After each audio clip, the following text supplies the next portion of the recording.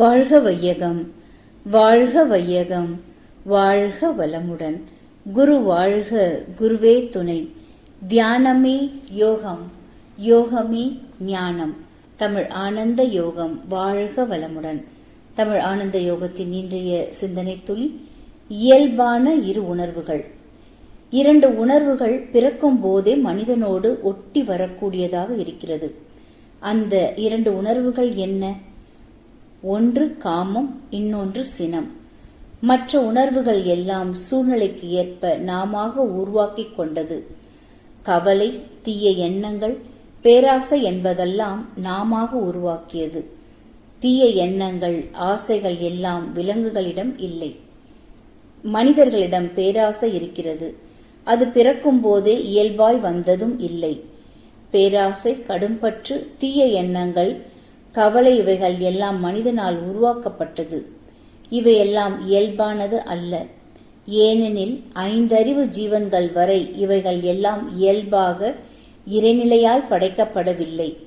ஆனால் விலங்கினத்தில் சினம் இருக்கிறதா, காமம் இருக்கிறதா என்று கூர்ந்து கவனியுங்கள்.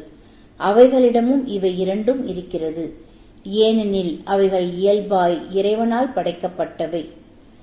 மனிதர்களுக்கு இயல்பாக சினம் ஏன் தோன்றியது என்று ஆய்வு செய்யும் பொழுது அது விலங்கின பதிவுகளில் இருந்து வந்ததாகவே இருக்க வேண்டும்.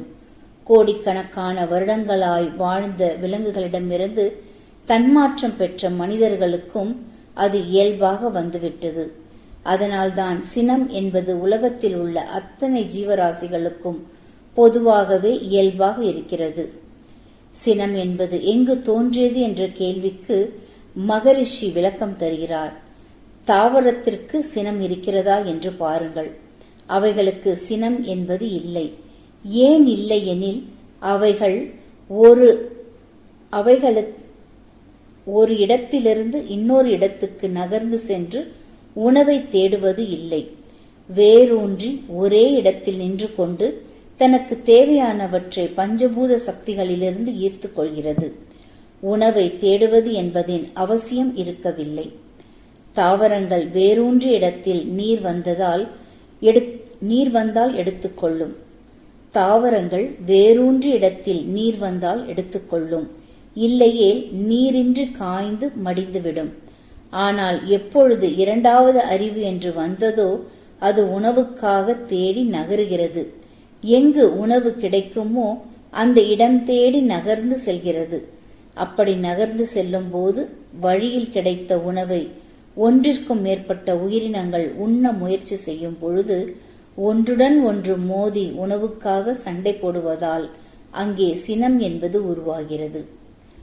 இரண்டறிவு புழுவினத்தில் ஆரம்பித்ததுதான் இந்த சினம். அது ஓரளவு சிறியதாகத்தான் இருந்திருக்கும். பின்னர் 3 அறிவு ஜீவன்களாய் தன்மாற்றம் பெற்ற பொழுது அந்த சினத்தின் அளவு கூடியிருக்கலாம். பின்னர் 4 அறிவு, 5 அறிவு என வரும்போது சினம் அதிகமாகி உச்சக்கட்டத்திற்கு சென்றிருக்கலாம். உணவுக்காக போராடும் முயற்சியில் விலங்கினங்கள் சினம் கொண்டு ஒன்றை ஒன்றி தூக்கி உணவை பறித்து கொள்கிறது. 5 அறிவு ஜீவன்கள் சினத்தினால் ஒன்றை ஒன்று தாக்கி இறக்கக்கூட செய்துவிடும். சினத்தின் அதிகபட்ச நிலைக்கு சென்ற விலங்குகளிடமிருந்து மனிதன் உருவானதால் சினம் அவனிடம் இயல்பாய் தொற்றிக் கொண்டுள்ளது. இறைஞான ஆசிரியர் நன்மணி ஐயா அவர்களுக்கு நன்றிகள். வாழ்க வளமுடன் ஐயா.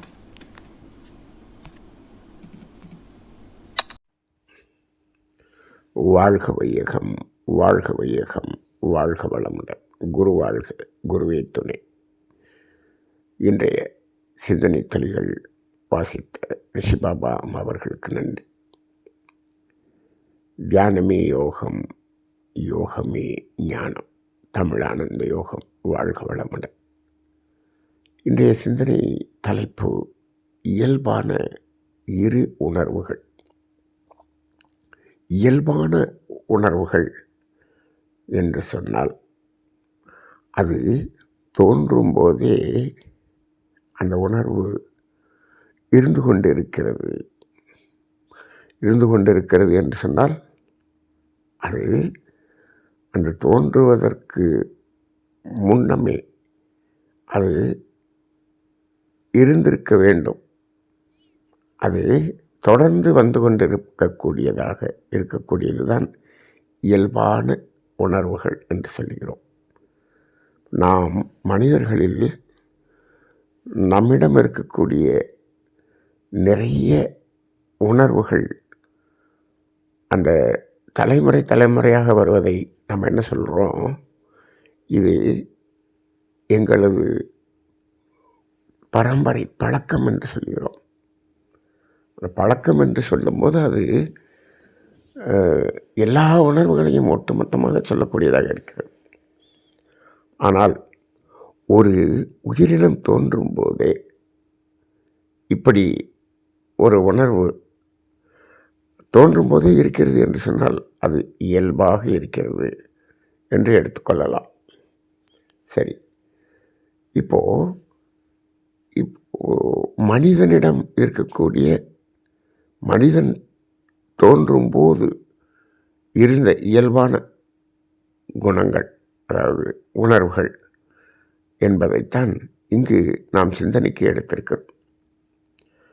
அது என்ன என்று பார்க்கும்போது அது ஒன்று ஆசை, இன்னொன்று சினம் என்று சொல்லலாம். அதாவது ஆசை என்பதைத்தான் காமம் என்று சொல்லுகிறோம். காமம் என்பது வடமொழி சொல்லாக இருக்கிறது. அப்போ ஆசையும் சினமும் அந்த மனிதன் தோன்றும்போது இயல்பாக வந்திருக்கிறது என்று சொல்கிறோம். சரி, இந்த இரண்டு உணர்வுகளும் முதல்ல உணர்வு என்பது எங்கு தோன்றியது என்று நாம் சிந்தனை செய்து பார்த்தால், ஜடப்பொருள்களாக பஞ்சபூதங்களாக இருக்கும் வரை அங்கு உணர்வு என்பதே இல்லை. அங்கு அறிவு என்பது மட்டும்தான் இருந்தது, உணர்வு என்பது இல்லை. எப்பொழுது உயிரினம் என்று தோன்றியதோ, 5 பஞ்சபூதங்களும் இணைந்து அதில் அந்த விண் என்னும் முதல் பூதம் உயிராக சுழன்று இயங்கும்போது, அந்த உயிரின் சுழற்சியில் அது படர்க்கை நிலை எய்தி மனமாக வந்தபோதுதான் அங்கு உணர்வு என்பதை தோன்றியது. அப்போ உணர்கருவியாகிய மனம் அது எங்கு தோன்றும்? ஓரறிவு தாவரம் என்று முதல் உயிரினம் தோன்றியதே அங்குதான் உணர்வு என்பது தோன்றியது. சரி, அவ்வாறு அந்த உயிரினம் என்று தோன்றும்போது அங்கு உடல் என்று ஒன்று, உயிர் என்று ஒன்று, உடலுக்குள்ளாக உயிர் இருந்து இயங்கிக் கொண்டிருக்கக்கூடிய ஒரு நிலைதான் உயிரினம்.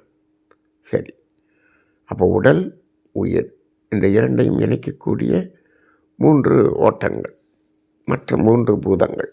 சரி, இப்போது அப்படி இருக்கும் பொழுது அங்கு என்ன ஏற்படுகிறது என்று சொன்னால், அந்த உடல் உடலாக இருக்க வேண்டும் என்பதற்காக அங்கு ஒரு தேவை என்று ஏற்படுகிறது. அந்த உடலை உடலாக பராமரிப்பதற்கான ஒரு தேவை. அந்த தேவையை பூர்த்தி செய்ய கொள்ள வேண்டும் என்பதற்கு ஆன அந்த வேட்கை இருக்கிறது அல்லவா, ஒரு உந்துதல். அந்த உணர்வுக்கு பெயர்தான் ஆசை என்று சொல்லுகிறோம். அப்போ அந்த காமம் என்ற ஆசை எங்கு தோன்றியது என்று சொன்னால், உயிரினம் என்று தோன்றி மனம் என்று தோன்றிய உடன் அந்த உடலின் தேவைக்காக அது ஆசை என்பது தோன்றியது. அப்போ உயிரினத்தின் முதலில் தோன்றிய உணர்வு ஆசை. சரி, இந்த தாவரங்கள் இருக்கும் வரை அந்த ஆசை என்ற உணர்வு மட்டும்தான் இருந்தது. அங்கு சினம் என்ற உணர்வு இல்லை, தோன்றவில்லை. அப்போ அந்த சினம் என்ற உணர்வு கூட உயிரினங்களில் இயல்பாக இல்லை, அது இடையில வந்தது தான். உயிரினங்களில் இயல்பான உணர்வு என்று சொன்னால் அது ஆசை மட்டுமே. இப்போ நம்ம இயல்பான 2 உணர்வுகள் என்பதில் 2ஐ எங்கு சொல்கிறோம்? மனிதனில் தோன்றும்போது. அப்போ இந்த மனிதனுக்கு ஐயறிவு ஜீவனிலிருந்து மனிதனுக்கு வரும்போது வந்த இரு இயல்பான உணர்வுகள், அப்படி தான் நம்ம எடுத்துக்கிறோம். அப்போ உயிரினத்தில் ஆசை என்பது தோன்றி ஓரறிவு தாவரத்தில் அந்த ஆசையோடு நின்றது. அங்கு சினம் இல்லை. ஏனென்று சொன்னால் அந்த ஆசை என்ற தேவையை அந்த தாவரங்கள் எப்படி நிறைவேற்றியது? வேரூன்றி ஒரே இடத்தில் நின்றது. அங்கு அந்த தேவைக்கான சூழ்நிலைக்கான உணவு அங்கு வரும்போது அதை எடுத்துக்கொண்டது. நகர்ந்து கொண்டு சென்று அந்த உணவை தேடுவது என்பது தாவரங்களில் இல்லை. அதாவது அந்த நகர்வது என்பது எப்படி இருக்கும் என்று சொன்னார், அந்த சூரிய ஒளிக்கு தகுந்தாற்போல் அந்த கிளைகள் நகருமே தவிர அந்த வேர் பகுதி ஒரே இடத்தில் இருந்து கொண்டிருப்பதால் அங்கு அந்த தேவை அந்த இடத்தில் இருக்கும்போது மட்டுமே நிறைவு செய்து கொள்ளும். ஆனால் ஈரறிவு புழு என்று வரும் பொழுது அது இந்த பூமியோடு வேரூன்றி இருப்பதில்லை. அது என்னாச்சு? அந்த பூமியிலிருந்து டிட்டாச்சாக வாழ ஆரம்பித்தது. நகர்ந்து சென்று வாழக்கூடிய ஒரு உயிரினம் என்பது 2 அறிவு புழுவினம் என்பதில் தான் தொடங்கியது. அவ்வாறு நகர்ந்து சென்று உணவை தேடும் பொழுது அதே போல பல அந்த ஜீவன்கள் உணவை தேடி வருகிறது. ஒரு இடத்தில் இருக்கக்கூடிய உணவுக்கு பல ஜீவன்கள் போட்டி போட்டு அதை எடுக்க வேண்டும் என்ற அந்த ஆசை என்னாகிறது? அது ஒன்றோடு ஒன்று அதை தேடும் பணியில் ஈடுபடும்போது அங்கு 2க்கும் இடையே ஒரு போட்டிகள் ஏற்பட்டு அது சினமாக மாறுகிறது. யார் அந்த உணவை எடுத்துக்கொள்வது என்பதில் அந்த சினம் என்பது தோன்றுகிறது. அப்போ சினம் என்பது 2வது அறிவு புழுவினத்தில் தான் தோன்றியது. அந்த சினம் தோன்றியதற்கான காரணம் என்ன? இங்கே நாம் அதைத்தான் சிந்திக்க வேண்டியிருக்கிறது. அதற்கான காரணம் என்ன என்று சொன்னால், தேவை நிறைவு செய்து கொள்வதற்காக மட்டுமே அங்கு சினம் என்பது தோன்றியது. அப்போ இது தோன்றி வந்ததல்லவா? அப்போ இதே போல் 3 அறிவு, 4 அறிவு, 5 அறிவு ஜீவன் வரை இந்த உணவு தேடுவதற்காக அங்கு சினம் என்பது அவற்றில் இயல்பாக இருந்தது. ஐயறிவு ஜீவன் வரை அந்த தேவைக்கு மேல் சினம் ஏற்பட்டது இல்லை. சரி, இப்படி வந்த இந்த 2 உணர்வுகள் தான் மனிதனிடம் இயல்பாக உருவாகும் போதே வந்துவிட்டது. அப்போ இதில் அந்த ஆசை என்பது தோன்றுவதில், அந்த உணர்வு இருப்பதில் எந்த தவறும் இல்லை. அது என்ன என்று சொன்னால், தேவைகளை நிறைவு செய்து கொள்வதற்கான ஒரு வேட்கை, தவறு இல்லை. இப்போது அந்த உணவை பெறுவதற்காக சினம் தேவையா? மனிதனிடம் சினம் தேவையா என்று பார்த்தால், இங்கு மனிதனுக்கு இந்த உணவை உற்பத்தி செய்யக்கூடிய அறிவு இருக்கிறது, திறன் இருக்கிறது. இயற்கை வளத்தை வாழும் வளமாக மாற்றக்கூடிய திறன் படைத்தவன் மனிதன். அவன் உணவை உற்பத்தி செய்து விட்டான். அளவுக்கு மீறி, அளவுக்கு மேல் உணவை உற்பத்தி செய்யக்கூடிய அளவுக்கு அவன் அறிவின் திறனும் உடலின் திறனும் வளர்ந்து விட்டது. அப்போ இங்கு தேவை அளவிற்கு அந்த உணவு என்று பார்க்கும்போது அதற்காக சினம் கொள்ள வேண்டிய அவசியமே இல்லை. ஏனென்று சொன்னால், அனைவருக்கும் உணவு என்பது தேவை அளவில் நாம் பிரித்து கொண்டால் மிச்சம் இருக்கக்கூடியதாகத்தான் இருக்கிறது. மகர்ஷி அவர்கள் சொல்வார்கள், பொருள் வறுமை என்பதே இல்லை என்று சொல்வார்கள். அப்படி இருக்கும் பொழுது இங்கு அந்த இயல்பாக அந்த விலங்கினங்களிலிருந்து வந்த சினம் இங்கு என்ன ஆகிறது? தேவையை பூர்த்தி செய்த பிறகு அந்த சினம் என்பதை இவன் பயன்படுத்துகிறான். தேவையில்லாமல் சினம் கொள்ளக்கூடிய ஒரே ஜீவன் மனிதனாகத்தான் இருக்கிறான். அப்போ என்ன, எதற்காக தேவை முடிந்த பிறகு ஏன் அந்த சினம் ஏற்பட வேண்டும்? தேவையை மீறுவதற்காக, தேவையை இன்னும் சௌகரியமாக அனுபவிப்பதற்காக, இன்னும் ஆடம்பரமாக அனுபவிப்பதற்காக, தேவைக்கான பொருளை சேர்த்து வைப்பதற்காக, தனக்கும் தனது சந்ததிக்கும் சேர்த்து வைப்பதற்காக, இப்படி சொல்லிக்கொண்டே போகலாம். இதற்காக அவன் சினம் கொள்கிறான். அப்போ சினம் தேவையா என்று கேட்டால் சினம் தேவையில்லாத ஒன்று மனிதனிடம். ஆசை என்பது இயல்பு, ஆனால் இந்த சினம் என்பது தேவையில்லாத ஒன்று. ஆனால் அது இயல்பாக நம்மிடம் வந்து விடுகிறது. ஆனால் அது நீக்கப்பட வேண்டும் என்பதுதான் நமது மகரிஷி தத்துவத்தில் இருக்கக்கூடிய ஆன்மீக பயிற்சியில் முக்கியமான ஒன்றாக இருக்கிறது. இன்னும் சொல்லப்போனால் அந்த விலங்கினங்கள் கூட அந்த தேவைக்காக சினப்பட்டாலும் தன்னுடைய உடலின் திறனை வைத்து கொண்டு அந்த அளவுக்குத்தான் அந்த சினத்தை காட்டும்.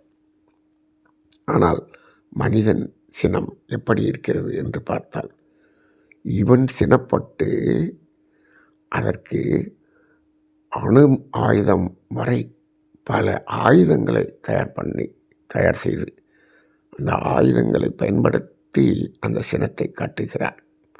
அது எந்த அளவுக்கு சென்று விட்டது? அதாவது இந்த உலகையே ஒரு 50 தடவை அழிக்கக்கூடிய அளவுக்கான அணு ஆயுதங்களை இப்பொழுது உற்பத்தி செய்து வைத்திருக்கிறான். இது எதன் அடிப்படையில் வந்தது? சினத்தின் அடிப்படையில் வந்தது. அப்போ மனிதனுடைய சினம், ஒரு மனிதனுடைய சினம் பல ஆயுதங்களை வைத்து அனைத்து மனிதர்களையும் அழிக்கக்கூடிய அளவுக்கான சினமாக உயர்ந்து நிற்கிறது. இது எவ்வளவு பெரிய ஆபத்தான ஒரு நிலைக்கு சென்று விட்டது, எவ்வளவு அறியாமை மனிதன் இருக்கிறான் என்பதை பார்த்துத்தான் மகரிஷி அவர்கள் போரில்லா நல்லுலகம் என்று ஒரு தலைப்பையே அவர்கள் விளக்கினார்கள். ஆக இந்த சினம் என்பது இயல்பாக மனிதனிடம் வந்திருந்தாலும் அது முதலில் நீக்கப்பட வேண்டிய ஒன்றாக இருக்கிறது. அதைத்தான் அருவண சீரமைப்பு என்பதில் மகரிஷி அவர்கள் பேராசை சினம் என்று சொல்வார்கள். ஆசை சினம் என்று சொல்லவில்லை. பேராசை சினம் கடும்பற்று முறையற்ற பால் கவர்ச்சி உயர்வதால் மனப்பான்மை வஞ்சம் என்று சொல்லுகிறார்கள். இப்போ இந்த இடத்துல ஆசை பேராசையாக மாறும்போது அங்கு சினம் என்று வருகிறது. அப்போ அது அந்த பேராசை தான் கடும்பற்றாக மாறுகிறது. அதுதான் உயர்வதால் மனப்பான்மையாக மாறுகிறது, வஞ்சமாக மாறுகிறது. இப்போது எல்லா குணமும் அப்படித்தான். அப்போ இது எல்லாமே ஒன்றிலிருந்து ஒன்றாக வளர்ந்ததாக இருக்கிறது. ஆனால் சாதாரணமாக மனிதர்கள் என்ன சொல்லுகிறார்கள்? இப்போது எனக்கு இயல்பாகவே இருக்கக்கூடிய குணங்கள், உணர்வுகள் என்று என்ன சொல்லுகிறார்கள்? கவலை, பயம், இன்னும் இந்த பற்று, இதெல்லாம் இயல்பான உணர்வுகள் என்று எண்ணுகிறார்கள். இல்லை, இதெல்லாம் அந்த பேராசை என்று உயர்ந்ததிலிருந்து தோன்றியது தானே தவிர, அது கவலை என்றாலும் பயம் என்றாலும் பற்று என்றாலும் எல்லாமே இந்த பேராசை என்பதிலிருந்து தோன்றியது தான். ஆக இந்த சினம் என்பதை நாம் நீக்க வேண்டும் என்று சொன்னால் ஒரே ஒரு இடம்தான் இருக்கிறது. என்ன என்று சொன்னால், ஆசையாக வைத்து கொண்டால், பேராசையாக மாறாமல் வைத்து கொண்டால் அங்கு சினம் தோன்றுவதற்கான காரணமும் இல்லை. கவலை, பயம், எந்த உணர்வுகளும் தோன்றுவதற்கான காரணம் இல்லை, வராது.